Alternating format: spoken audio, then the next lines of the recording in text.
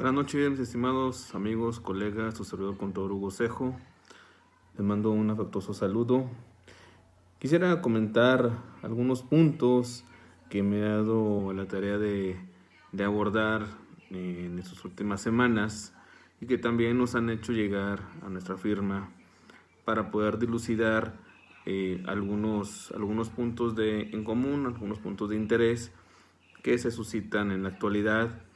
Por ejemplo, lo que ya se ha venido ventilando, la retención del 6% del IVA, en cuestión de también las reformas del 2020, que ya también las hemos abordado, el aspecto penal, lo que es la defraudación, el delito, ley de delincuencia organizada, ley de extinción de dominio, etcétera, ¿no? Muchos puntos que hoy en día el contador debe estar inmerso y debe estar preparado, capacitado dentro de esos rubros que se están ya en el diario oficial, obviamente ya están en ley, muchos de ellos. Ahora, el día de ayer, por eso estuvo circulando un criterio, vamos a llamarlo así, de la autoridad para fines aclaratorios, que en mi muy particular punto de vista, la autoridad no tiene que aclarar absolutamente nada respecto a las opiniones encontradas que versan en ese sentido, pero no considero, dado que no es la función primaria de la autoridad al interpretar las disposiciones de ley, sino simplemente aplicar lo que conlleva la ley y hasta el límite de la ley. Bajo esta perspectiva, por ello, desde la exposición de motivos, desde la Ley Federal de Trabajo, numeral 15A, el referente al 6% obedece únicamente a la subcontratación laboral. Por ello, todas las consultas, todos los Twitter que son solicitados, incluso como un medio para presionar a la autoridad por parte de algunos colegas, en mi punto de vista es incorrecto, dado que cada caso es aplicable en particular.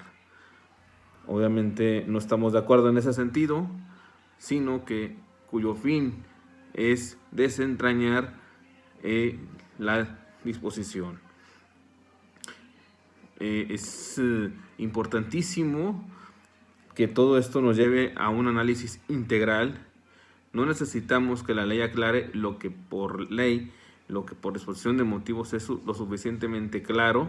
Solamente tenemos que ampliar, que tener una apertura integral, completa, para poder dilucidar, para poder desentrañar el sentido de la disposición. Entonces, realmente se ha hablado muchísimo de este tema. Yo los invito a que el punto detonante o el hecho imponible, hecho generador del numeral 1A en referente del IVA al 6%, que muchos están reteniendo absolutamente en todo. En mi punto de vista, tiene que haber una disposición de personal, que ese, reitero, es el hecho imponible conforme a derecho que nos puede suscitar en qué línea va encaminada una posible o no retención. Obviamente estamos hablando de fines laborales y fines jurídicos. Solamente de esa forma podemos tener un panorama mucho más amplio. Ahora, por otro lado, también quisiera tocar otro punto que nos llegó a nuestra firma, referente a los esquemas reportables. Muchos están en la, ¿cómo podríamos llamarle? En la disyuntiva de qué es lo que van a reportar, ¿no? Aquí en este punto, algunos colegas que quieren reportar absolutamente todo, hasta las gallinas, y realmente es inverosímil, ¿no? ¿Por qué? Porque de acuerdo a la conformidad numeral 199 a 202, 203,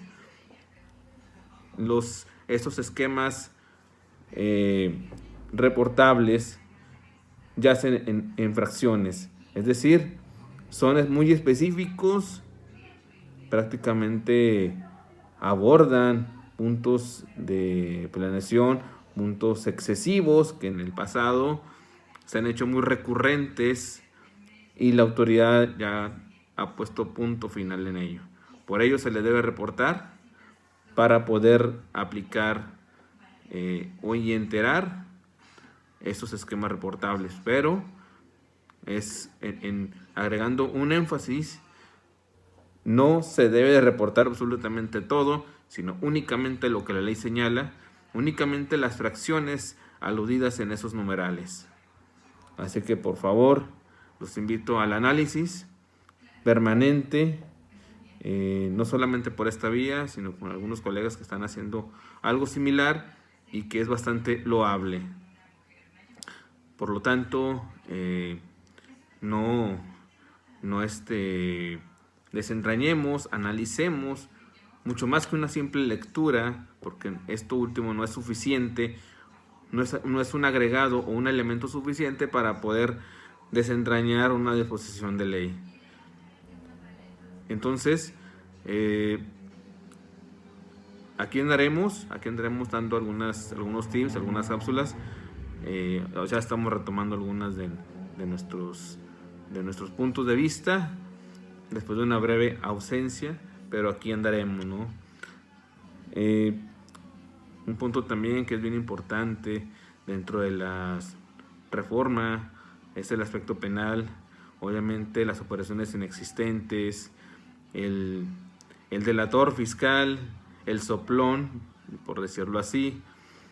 Y bueno, son muchos puntos que hay que dilucidar. En cuestión de la ley de extinción de dominio, en contratos de arrendamiento es muy importante la famosa cláusula que deben de tener esos contratos. Ya desde el año pasado se debieron hacer, de lo contrario estarían en serios problemas, ¿no?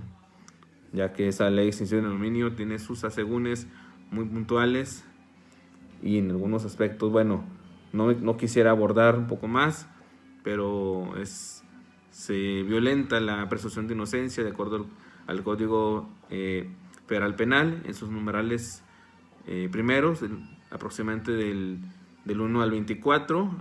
Ahí le recomiendo una lectura, un análisis a nuestros colegas contadores, y es bien importante tener todo eso en cuenta, ¿no? Hoy en día el contador debe tener un compliance, prácticamente un traje hecho a la medida para sus clientes, para poder blindar en lo corto y a largo plazo a sus representados. El compliance prácticamente es un control interno de dimensiones bastante interesantes. Me va a permitir tener un control mucho mayor, un blindaje más fuerte ante todas esas vicisitudes que tiene la autoridad, a esas acciones de fiscalización que tiene la autoridad. Entonces hay que estar preparados día con día, hay que prepararnos, no escuchar lo que nos señalan las autoridades en su página, en la regleta 1.8, en su guía de llenado, en el anexo 20, que la verdad ya estamos hasta la saciedad, incluso también en sus cartitas de Julio Esteban, emulando a aquellos personajes de la televisión donde nos tratan de intimidar, de abordar con temas inverosímiles y que no tienen ni siquiera validez jurídica. Así que, mis estimados amigos y colegas, vamos fomentando y fortaleciéndonos en el conocimiento, en cómo deben de ser las cosas. Un saludo para cada uno de ustedes y que tengan muy buenas noches.